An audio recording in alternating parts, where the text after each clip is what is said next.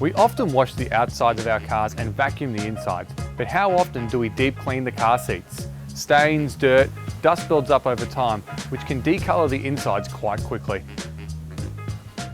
Well, there are ways to deep clean your car seats at home without needing to pay to get them done professionally. The Kärcher SE 5100 Spray Extractor removes any dirt or stains that a normal vacuum cleaner just can't clean.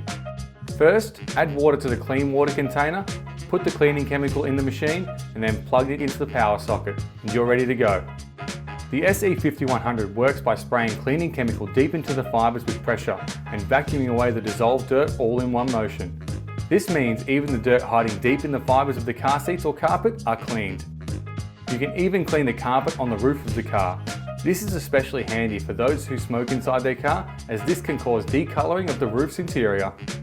Now, before we started cleaning, the car seats looked clean, but look how much dirt the SE 5100 picked up in that time. So when you're cleaning the interior of your car, go that step further and deep clean with the Kärcher Spray Extractor.